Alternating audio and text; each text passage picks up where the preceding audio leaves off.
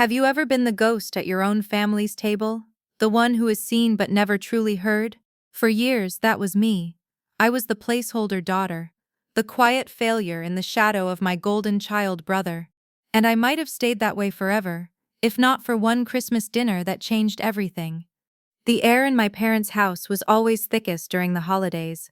It was a suffocating blend of overpriced pine-scented candles, my mother's roasting turkey, and a simmering unspoken resentment that was always directed at me.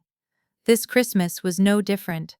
I sat at the far end of the long mahogany dining table, a satellite in my own family's solar system. At the center, the sun, was my brother, Caleb.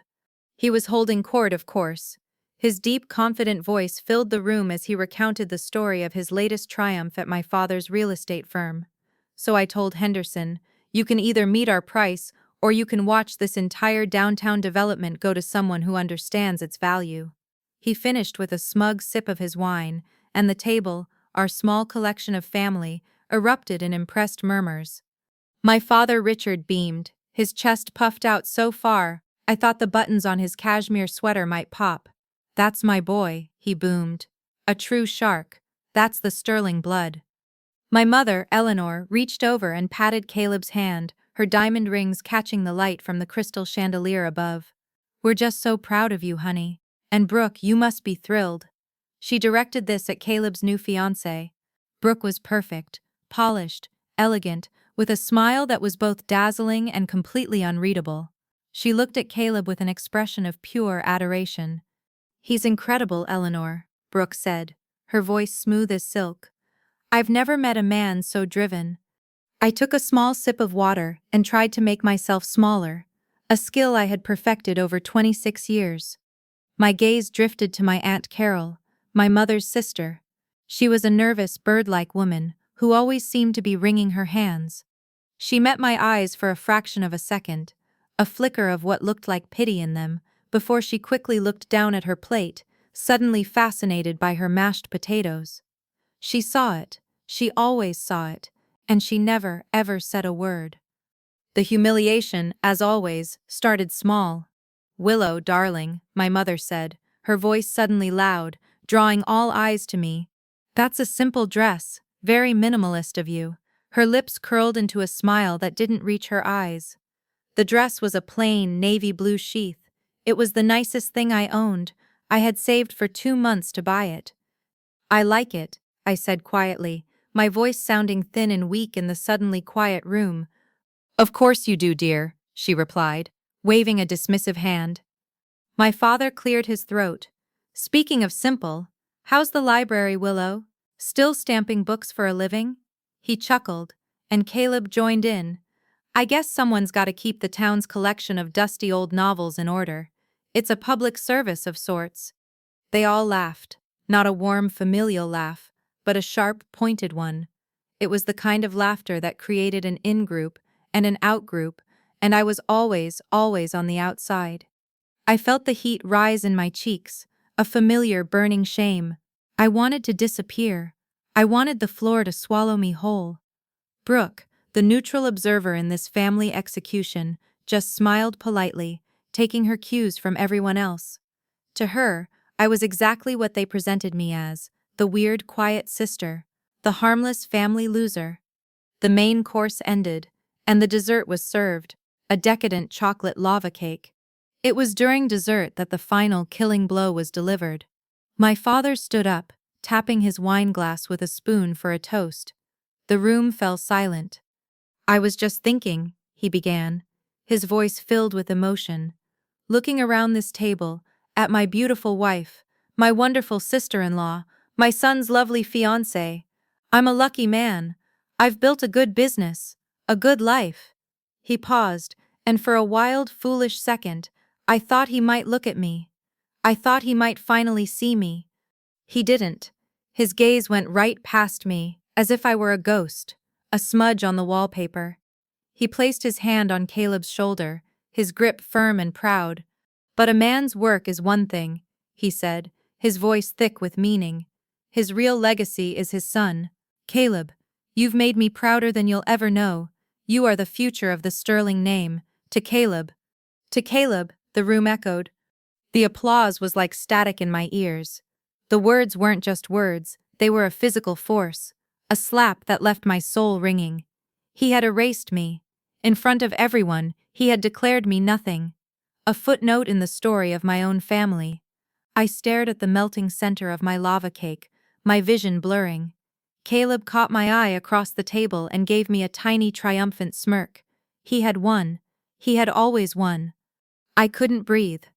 I placed my napkin on the table and stood up, my chair scraping softly against the hardwood floor.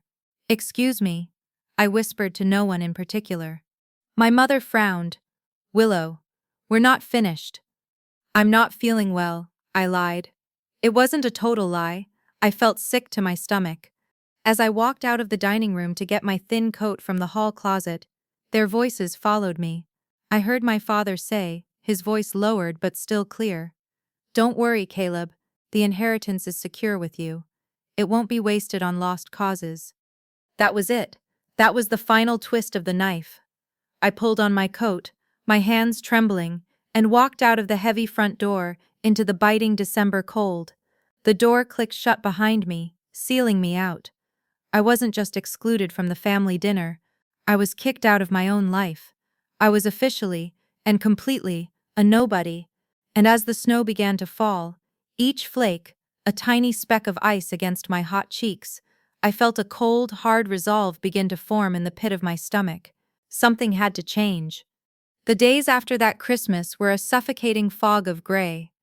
I moved through my life like a sleepwalker. I went to my job at the library, the quiet hum of the fluorescent lights a constant reminder of my father's mockery. I'd run my fingers over the spines of books filled with grand adventures and powerful characters, and then I'd go home to my tiny rundown apartment.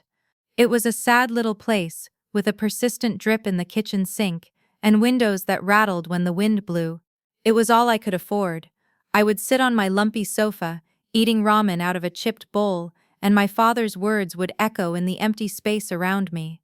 Lost cause, wasted, nobody. I believed him. For 3 long, miserable days, I let myself drown in that identity. I was Willow Sterling, the failure, the placeholder daughter, the quiet disappointment. The world felt small and airless, and my future seemed like a long, empty hallway with no doors. I was at the bottom, and I couldn't see any way up. I was just about to surrender completely, to accept the small, gray life they had assigned me, when my phone buzzed. It was an unknown number. Usually I would ignore it, assuming it was a spam call. But something made me answer. A tiny, defiant spark in the darkness. "Hello?" I said, my voice hoarse. "Am I speaking with Ms. Willow Sterling?" a man's voice asked. It was a kind voice, warm and steady, like aged whiskey. "Yes, this is she," I said, confused. "Miss Sterling, my name is Arthur Abernathy. I was your grandmother's lawyer, Josephine's lawyer." My breath caught in my throat. Grandma Josephine. She had been my only real ally in the family, a woman of quiet strength and fierce intelligence who had passed away 2 years ago. My parents had handled all the arrangements, giving me vague, dismissive answers whenever I asked about her will. They said she had left everything to them.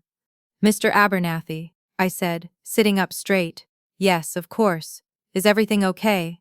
"Everything is fine, my dear," he said gently. "But I have something for you. Something your grandmother entrusted to me, to be given to you at a time of my discretion, and I believe that time is now.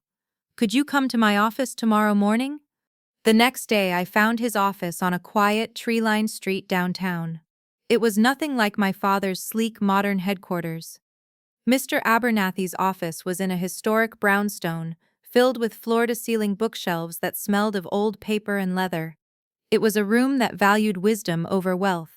Mr. Abernathy himself was a man in his late 70s, with kind eyes that crinkled at the corners and a warm, genuine smile. He looked at me not with pity, but with a knowing respect that I hadn't felt from anyone in years. "Willow," he said, gesturing to a comfortable leather armchair, "thank you for coming. Your grandmother, she was a very shrewd woman. She saw things very clearly." He sat down behind his large mahogany desk. "She knew how your parents are. he said, choosing his words carefully. She knew they favored Caleb, but she also saw you, Willow. She saw your intelligence, your quiet observation. She used to tell me, Arthur, that girl sees everything. She just doesn't know what to do with it yet. My eyes filled with tears. I had missed her so much. Mr. Abernathy stood and walked to a large, black, old-fashioned safe in the corner of the room. He spun the dial with practiced ease, the clicks echoing in the silent office. The heavy door swung open. From inside, he pulled out a thick, leather-bound portfolio and a pale blue envelope. He placed them on the desk in front of me. Your grandmother set up a private trust, he explained, completely separate from her primary estate, which your parents inherited. This trust was for you, and only you.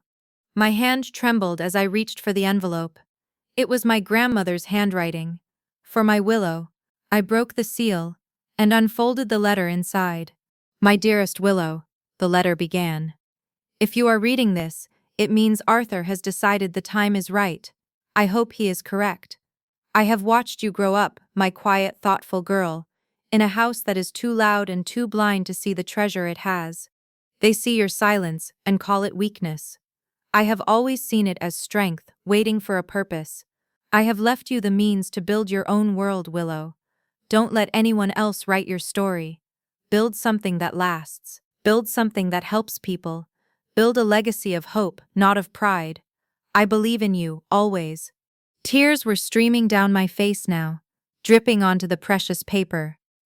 They weren't tears of sadness, but of a profound, earth-shattering relief. I wasn't a lost cause. Someone had seen me. Someone had believed in me.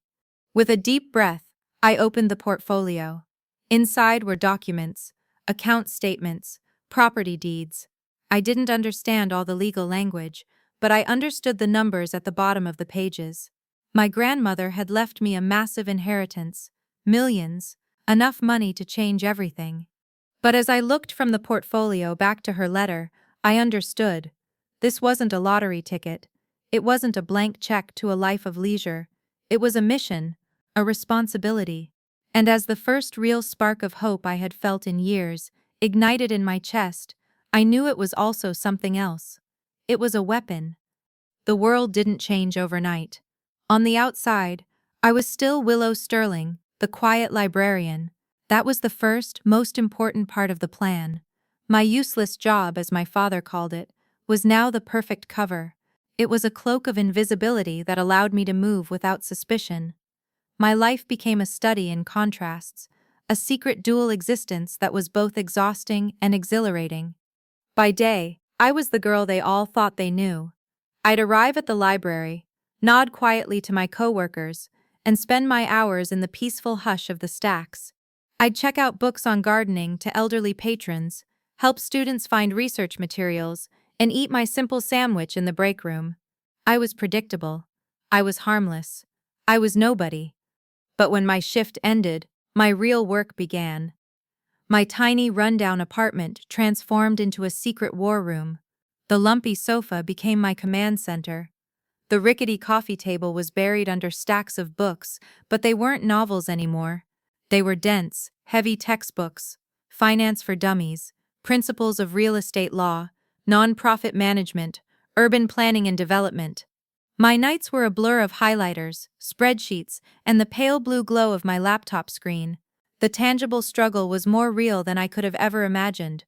I was learning a decade's worth of business education in a matter of months, fueled by cheap coffee and a burning desire to prove them all wrong. There were nights I'd fall asleep on a pile of legal documents, my cheek stuck to a page about zoning regulations, only to wake up at dawn with a crick in my neck and a sense of overwhelming dread. The numbers swam before my eyes. The sheer scale of what I was trying to do was terrifying. I was a girl who used to panic when her debit card was declined for a $5 coffee, and now I was staring at account statements with 7 zeros. The weight of it felt like it could crush me. Following my grandmother's instructions and Mr. Abernathy's guidance, I established a charitable foundation. I named it the Sterling Hope Foundation. Sterling for the name they thought I was unworthy of, and Hope, my grandmother's maiden name, a quiet tribute to the woman who had given me this chance. It was an anonymous foundation. As far as the world knew, it was run by a reclusive, out-of-town philanthropist. Mr. Abernathy was its public face, its legal representative. All communications went through him. I was a ghost, a whisper in the machine. My first major decision was to acquire a large, derelict piece of land on the industrial side of town. It was an old, abandoned warehouse district, an eyesore that the city had been trying to redevelop for years.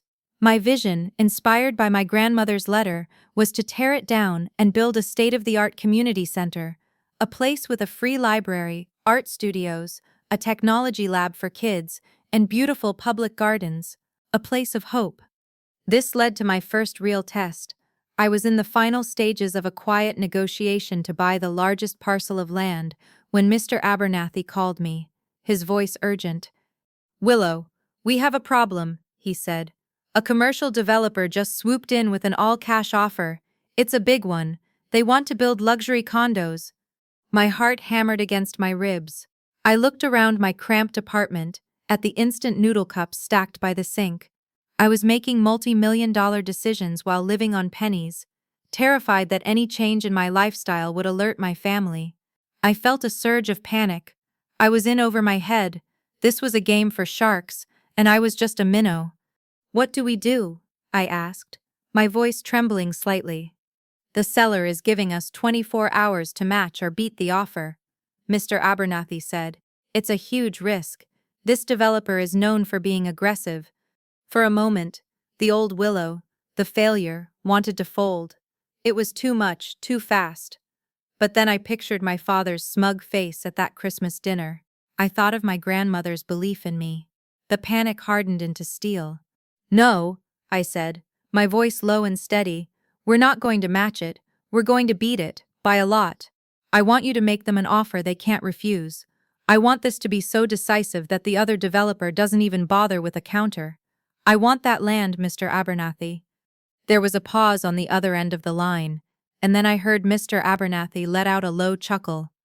"That's Josephine's granddaughter talking," he said, a note of deep pride in his voice. "I'll draw up the paperwork immediately." I spent the next 24 hours pacing my apartment, a nervous wreck. It was the biggest gamble of my life. But the next afternoon, an email arrived from Mr. Abernathy. The subject line was a single word: ours. I opened it, and there it was, the signed and executed contract. The property deed was being transferred to the Sterling Hope Foundation. I sank onto my lumpy sofa, the laptop on my knees, and I cried.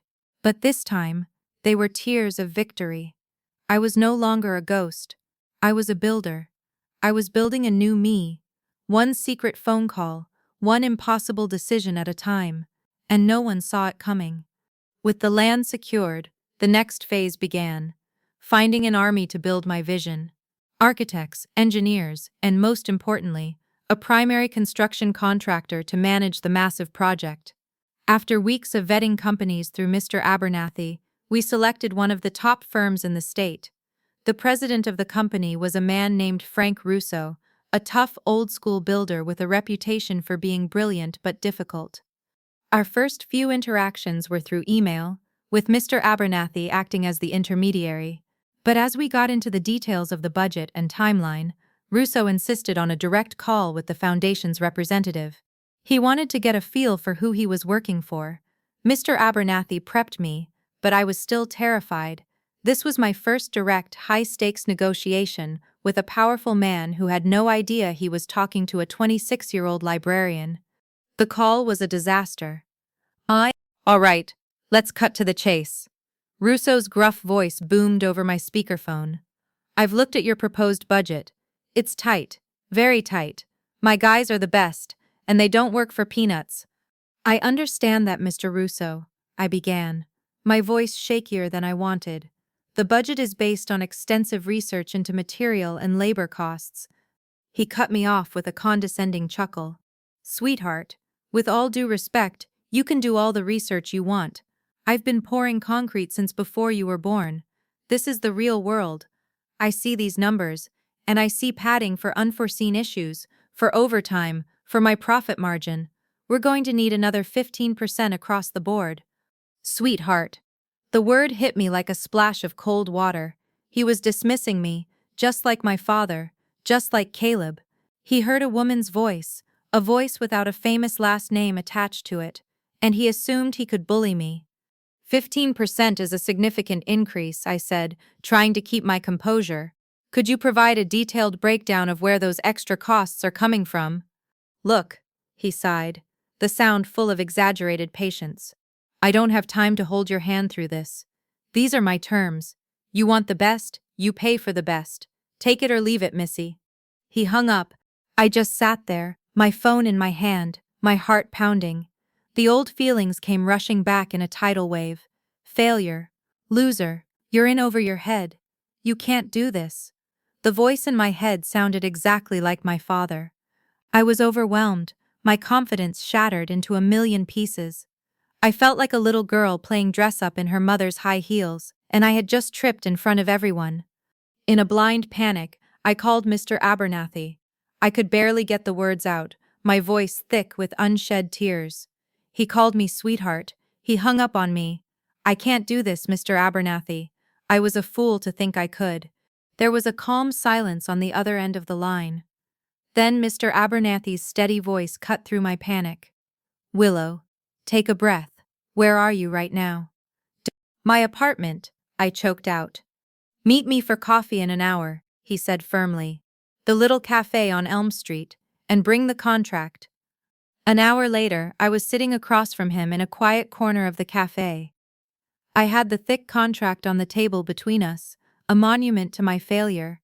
Mr. Abernathy ordered 2 coffees and then pulled a red pen from his coat pocket. He didn't coddle me. He didn't tell me it was okay. He got to work. He wants 15%, he said, flipping to the budget section. Let's see where he thinks he can hide it. For the next hour, he taught me how to read a contract like a shark. He showed me the standard clauses for material cost overruns. He pointed out the industry standard profit margins. He circled vague terms like miscellaneous site fees and administrative surcharges. He wasn't giving me the answers. He was teaching me how to find them myself, how to arm myself with facts. Finally, he put the cap back on his pen and looked at me, his kind eyes serious. Your grandmother didn't leave you money, Willow, he said, his voice quiet but intense. She left you power. This man, Russo, he's testing you. He's trying to see if you have the strength to hold on to that power. Now learn how to use it. I walked out of that cafe, feeling like a different person. I went home, sat down at my rickety table, and dialed Frank Russo's number. My hand was perfectly steady. He answered on the second ring. Yeah, Russo. Mr. Russo, I said, and my voice was unrecognizable. It was cold, calm, and utterly confident. This is the representative from the Sterling Hope Foundation. I have your proposed budget adjustments in front of me. Let's discuss them. I thought I made my terms clear, he started, his voice already laced with irritation. You did, I interrupted smoothly. And now I'll make mine clear. Your request for a 15% increase is denied. Your proposed administrative surcharge of 8% is double the industry standard, as outlined in Section 4.1 of our preliminary agreement. Your material cost estimates are inflated by 22% over current market rates, which is a breach of good faith negotiations, and your timeline includes 6 weeks of buffer that are completely unjustifiable. You will submit a new budget, compliant with the terms we already agreed upon, by 5 p.m. tomorrow, or we will be moving on to the second choice firm on our list. Am I making myself clear? There was a long, dead silence on the other end of the line. I could almost hear the gears turning in his head as he reevaluated everything he thought he knew about the sweetheart on the phone. The silence stretched for so long I thought he might have hung up again. Finally, he cleared his throat. The gruff, condescending tone was gone. In its place was a grudging respect. All right, he said. You'll have the new budget by tomorrow. He didn't call me Missy. I hung up the phone and let out a breath I didn't realize I'd been holding. I had won. I had stared down the bully, and he had blinked. Mr. Abernathy was right. I had power, and I was finally learning how to use it. Months went by in a silent flurry of progress. The old warehouse district was gone, replaced by the rising steel skeleton of the Sterling Hope Community Center. My life continued its strange, secret rhythm. Librarian by day, foundation chairwoman by night. The isolation was the hardest part. I had no one to share the small victories with, no one to confide in when the stress felt unbearable. My only human contact in this new world was Mr. Bernathy, a man I respected more than anyone, but the secrecy was a heavy cloak to wear alone. Then, one Sunday afternoon, my phone rang. It was my mother. My heart did a familiar nervous flip-flop. It was the first time she had called me since that awful Christmas dinner. A foolish, hopeful part of me wondered if it was an apology. It was not. "Willow, darling," she said, her voice like honey laced with poison. "I'm so glad I caught you. The family is getting together next weekend. A little dinner to celebrate Caleb and Brooke's official engagement. We're all so excited." "That's nice, Mom," I said, my voice neutral. "It will be," she cooed. "And of course you'll be there. It's at 8 on Saturday. Don't be late." It wasn't an invitation, it was a summons. I thought of the mountain of work waiting for me. I had blueprints to approve, a quarterly financial report to finalize. More importantly, I thought of how they made me feel. The thought of sitting at that table again, enduring their polite little cruelties, made my stomach clench. "Actually, I can't make it," I said, my voice calm but firm. "I have other commitments." There was a stunned silence on the other end of the line.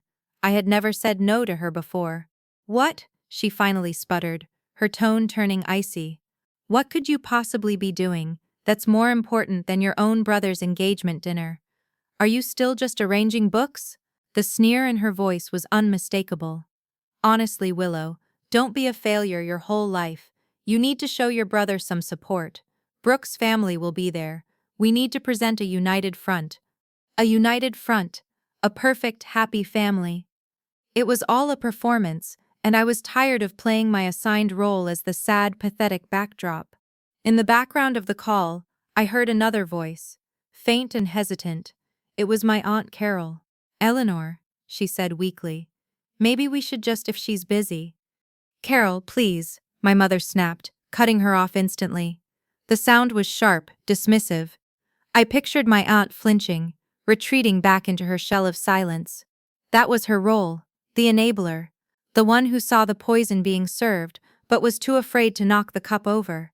Her silence was a constant, quiet betrayal, and in that moment, it stung almost as much as my mother's words. "My commitments are important to me," I said, a new, cold resolve washing over me. "I'm sorry I'll miss it. Give Caleb and Brooke my best." Before she could launch into another guilt-laden tirade, I hung up. My hand was shaking, but not from fear, it was from a surge of adrenaline, of power. The old sting of her words was still there, a faint echo in my heart, but it was different now. It was no longer a wound, it was fuel. Every insult, every dismissal, was another log on the fire that was driving me forward. Let them have their perfect little family dinner. Let them toast to their golden boy, and mock the failure daughter. They had no idea what the failure was building. They would see. Soon, they would all see. The seasons turned. Winter bled into a wet spring, which then bloomed into a long, hot summer. And as the city changed, so did I. My secret project was no longer a secret, at least not physically. The Sterling Hope Community Center was taking shape. A magnificent structure of glass and steel and warm, reclaimed wood rising from the dirt. It became a landmark.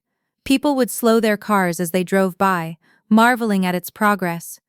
One afternoon, after my shift at the library, I drove to a hill that overlooked the construction site. I parked my old beat-up sedan and just watched. A massive yellow crane, its arm reaching for the clouds, dominated the skyline. It was lifting a huge pane of glass into place for the front atrium.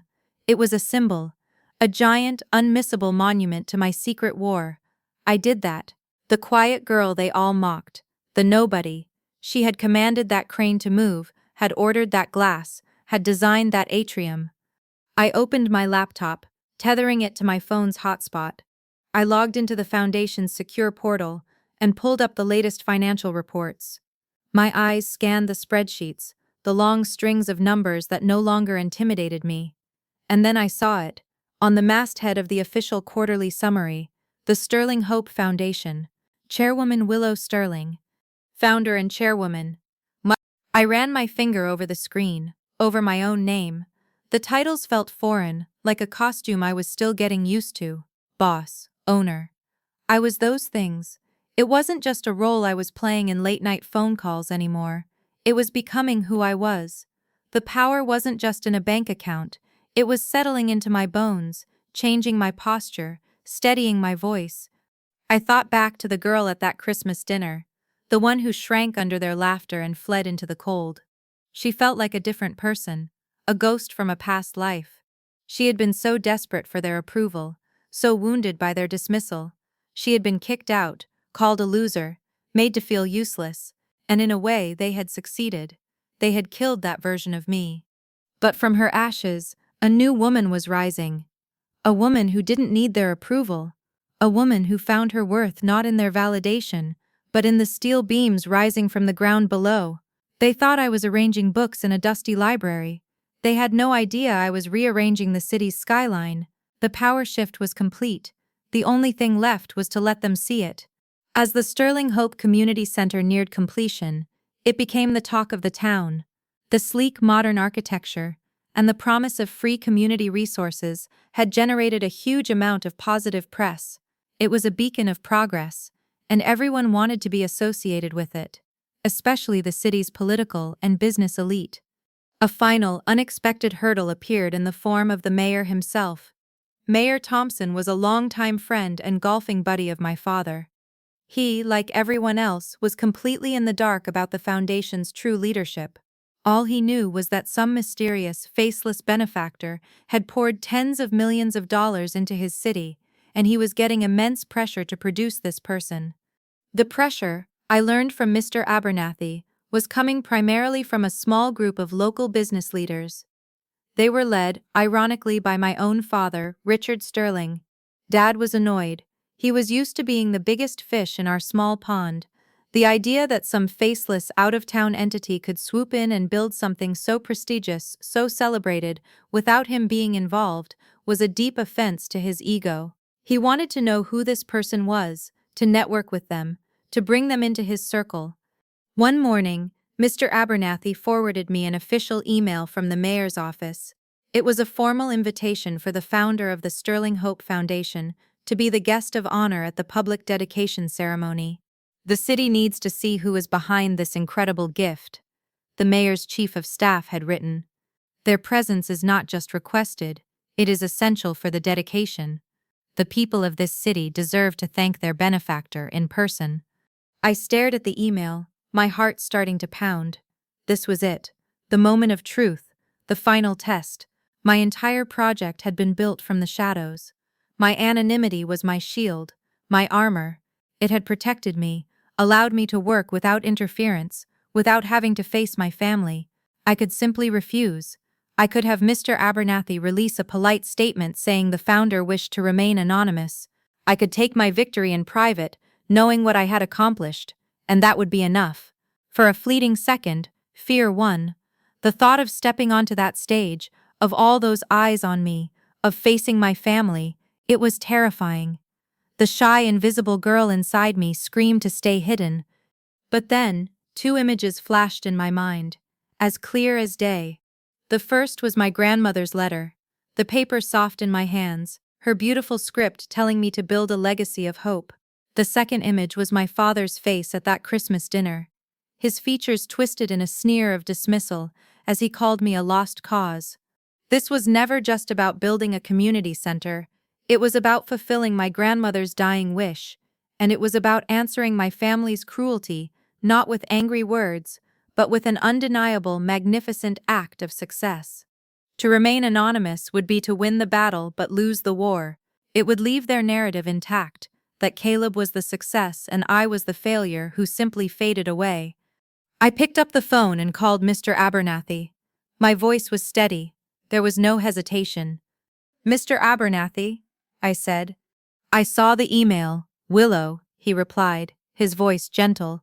The choice is yours, there is no wrong answer. Yes, there is, I said. The wrong answer is to hide. A small, cold smile touched my lips. Tell the mayor's office the founder will be there.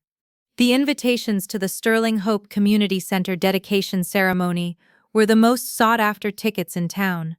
They were printed on thick, cream-colored cardstock, the foundation's name embossed in shimmering gold leaf. They were elegant, prestigious, and exclusive. Through Mr. Abernathy, I made sure a special set of 5 invitations was couriered directly to my father's office.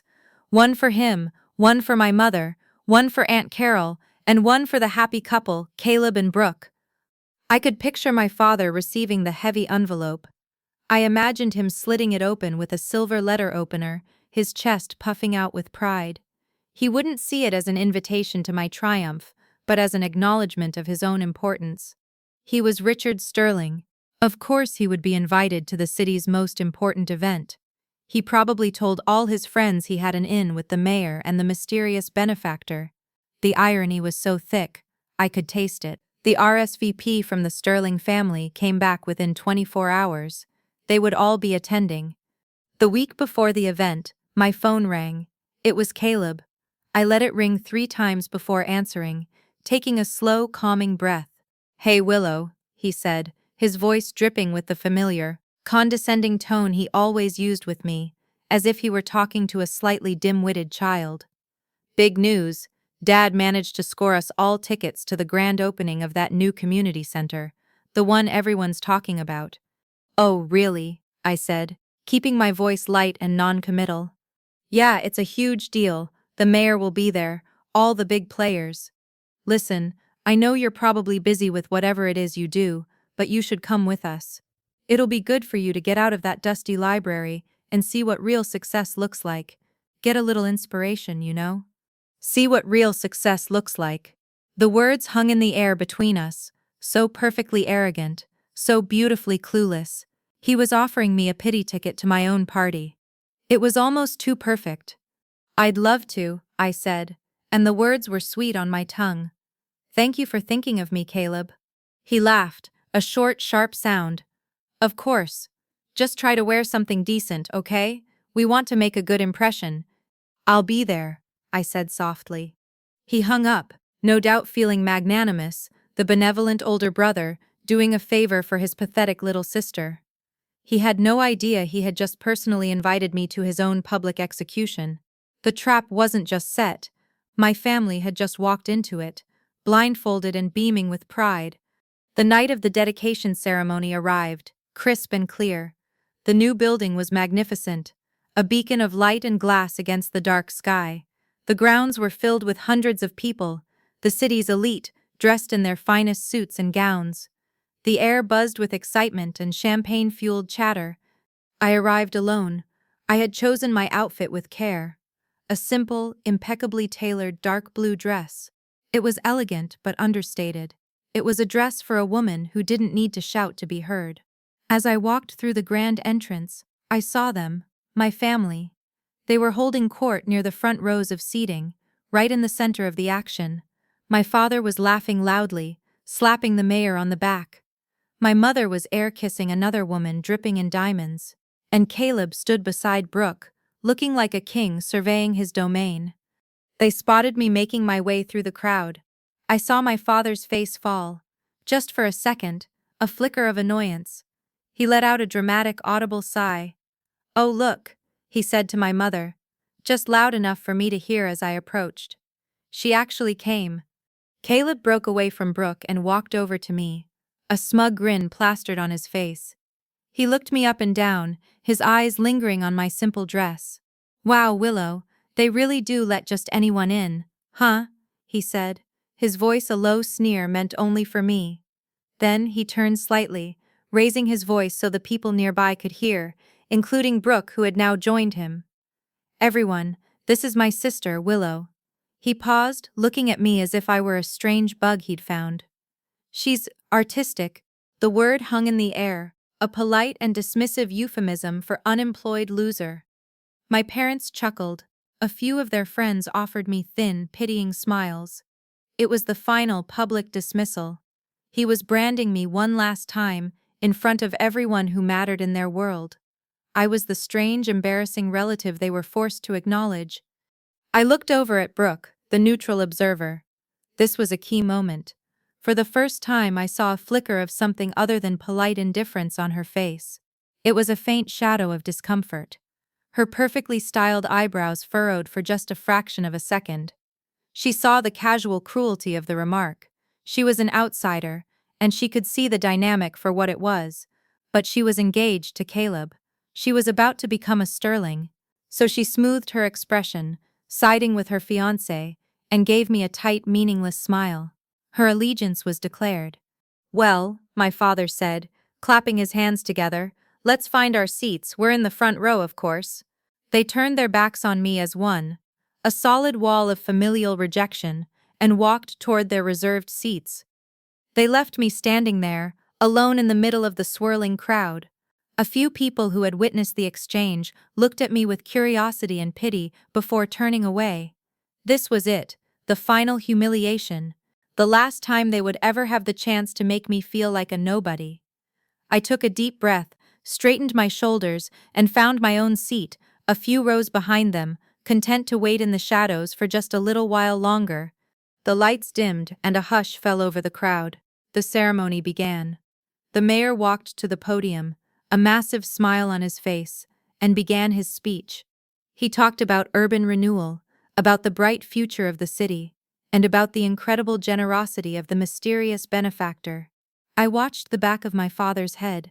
He was nodding along, looking immensely proud, as if he himself had funded the project. He felt entitled to be here, to be at the center of this great civic moment. After the mayor, the town minister, a respected and beloved local figure named Reverend Michael, took the stage for the final dedication and blessing. His voice was deep and resonant, filling the grand atrium. "Tonight, we gather not just to celebrate a building of glass and steel," he began, "but to celebrate a monument of hope. This center is a testament to vision, to community, and to the extraordinary generosity of a single quiet benefactor who asked for no praise. A visionary who saw a need in our city and filled it from the shadows." I saw my family lean forward in their seats, their faces glowing with smug curiosity. They, like everyone else, were dying to know which tech billionaire or reclusive old money heir was behind all this. Caleb whispered something to Brooke, who nodded, her eyes wide with anticipation. They were ready for the big reveal, ready to applaud someone they deemed worthy. "For months, this benefactor has wished to remain anonymous," the minister continued, his voice rising with theatrical flair. "But tonight, they have graciously agreed to step out of the shadows and join us. It is my immense honor and my personal privilege to ask the sole benefactor, the founder and chairwoman of the foundation that made this all possible, to come forward and cut the ribbon of dedication." He paused, letting the anticipation build to a fever pitch. The room was dead silent. My family was on the edge of their seats. The minister scanned the crowd, his eyes passing over the front rows, over the mayor, over my father, and then his eyes locked directly onto mine. A warm, knowing smile spread across his face. "Please join me in giving a heartfelt welcome to the woman who built this monument of hope, Ms. Willow Sterling." The name dropped into the silent room like a stone into a perfectly still pond. For a full 3 seconds, nothing happened. The only sound was the faint hum of the ventilation system. The world stopped, and then the shockwave hit. My family froze. It wasn't a subtle thing, it was a sudden, violent cessation of all movement, like a film that had been paused mid-frame. I watched them, my heart beating a slow, steady rhythm. My father Richard was the first to break. The color drained from his face so fast he looked like a marble statue. His proud, smug expression collapsed, his jaw going slack and his mouth hanging slightly open. He looked as if someone had punched all the air from his lungs. He was physically shrinking in his expensive suit. My mother Eleanor let out a tiny strangled gasp. Her perfectly manicured hand, the one with the glittering diamonds, flew to her mouth, as if to physically hold in a scream. Her eyes, wide and unblinking, were fixed on me with an expression of pure, unadulterated horror. But the most satisfying reaction was Caleb's. His jaw dropped. Literally, the handsome, arrogant smirk he always wore vanished, replaced by a mask of raw, slack-jawed disbelief.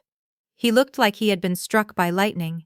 His head whipped from me, to the minister on the stage, and back to me again, his brain utterly failing to process the information. He was shocked, so completely and totally shocked that he looked like a caricature of himself. A path began to open for me, as people in the rows ahead turned, their faces a mixture of confusion and dawning understanding, and saw me rising from my seat. The walk to the stage felt 100 miles long. As I passed my family's row, I saw the ripple effect of the reveal up close. My Aunt Carol, the silent enabler, was openly weeping. Not quiet tears, but deep, heaving sobs, her shoulders shaking. It was the sound of years of pent-up guilt and complicity finally breaking free. And Brooke, the neutral observer, she was completely and utterly speechless. Her perfect polished mask was gone. Her eyes were wide, but not with horror like my mother's. They were wide with a dawning, stunning, horrified understanding. She looked at Caleb's gaping, idiotic expression. She looked at my parents' shattered faces. Then she looked at me, walking calmly and confidently toward the stage. In that single moment, I could see her entire perception of the Sterling family, the prestigious dynasty she was marrying into, crumble into dust. She realized she had bet on the wrong horse. She had allied herself with the jesters, while the Queen had been sitting in the back row all along. Her stunned, almost admiring expression was the ultimate validation. I reached the stage. Standing near the steps was Mr. Abernathy. He wasn't looking at the crowd, he was looking at me, and his face was alight with the proudest, most brilliant smile I had ever seen. A man in a dark suit. The venue manager approached me. "We're ready for you, ma'am," he said, his voice full of a deep, professional respect my own family had never shown me. He handed me a pair of heavy golden scissors. I took them. My hand was perfectly steady. I stood at the center of the stage, the golden scissors feeling cool and solid in my hand. I looked out at the sea of faces, hundreds of strangers, all staring at me with a mixture of awe and disbelief. Then, my gaze found my family. They were still frozen, a tableau of shattered pride. With a single decisive motion, I cut the wide blue ribbon. The silence broke. The room erupted in deafening applause. It wasn't the polite, sycophantic applause they had given Caleb at Christmas. This was a roar. It was genuine and overwhelming, a wave of sound that washed over me, not as a judgment, but as a welcome. After the ceremony, as the crowd began to mingle, I was immediately surrounded. The mayor shook my hand vigorously, his face beaming. Business leaders, I had only read about in the paper, clapped me on the shoulder, congratulating me on my vision. I was no longer Willow the ghost. I was Ms. Sterling, the founder. Then, through the crush of people, they came. My family. They pushed through the crowd with a desperate urgency, their social graces completely abandoned. My father reached me first. He was pale, his hands trembling. He looked 10 years older. "Willow," he stammered, his voice a hoarse whisper. I don't understand. The money, the inheritance." He couldn't even finish the sentence. He was grappling with the impossible reality that the wasted inheritance had built the very monument he'd been fawning over all night. My mother pushed forward, her eyes red and puffy. She tried to hug me, a gesture so foreign and false it made my skin crawl. "Oh, honey," she cried, her voice theatrical with feigned emotion. "Why didn't you tell us? We could have helped you." Caleb just stood behind them, speechless. The smug confidence was gone, replaced by a hollow, vacant stare. He looked at me as if I were a stranger, a puzzle he couldn't solve. The golden boy was tarnished, his shine completely gone. I looked at them, at the three people whose approval I had once craved more than anything. I felt no anger, no desire to scream or rage. All I felt was a calm, chilling finality. The crowd around us had quieted, sensing a drama unfolding. I looked directly into my father's desperate, confused eyes. My voice when I spoke was not loud, but it was clear and cut through the air like glass. "You were right, Dad," I said, and a small, sad smile touched my lips. "Your real legacy is your son." Then I turned my hand, gesturing to the magnificent, gleaming building behind us, to the soaring atrium and the happy crowds milling inside. "This," I said, my voice ringing with a power they had never imagined I possessed, "is Grandma Josephine's, and mine." I held their gaze for one last second, letting the words sink in, letting them understand the magnitude of what they had lost, of who they had thrown away. Then, I turned my back on them and walked away. I didn't look back. I didn't need to. I could feel their shattered worldview behind me. I could feel them standing there, exposed and utterly alone, in the middle of a crowd that was now looking at them with pity and disdain. As I walked toward the exit, I noticed that Brooke hadn't followed them. She was standing off to the side, watching me go. Our eyes met for a moment, and her expression was one of pure, stunned admiration. She gave me a small, almost imperceptible nod.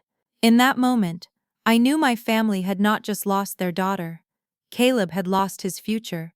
They were banned, publicly and permanently, from my world, and I was finally free. My story is proof that the labels other people give you, failure, loser, nobody, only have the power you allow them to have. True strength isn't about shouting your worth from the rooftops. It's about building it in silence, brick by brick, until your success is so loud it can't be ignored. They tried to write my story for me, so I built a new one from the ground up. So let me ask you, what labels have you refused to accept in your own life? Let me know your story in the comments below. I'll be reading them. And if my story resonated with you, if you've ever felt underestimated, please hit that like button and subscribe for more stories about turning pain into power. Thanks for watching.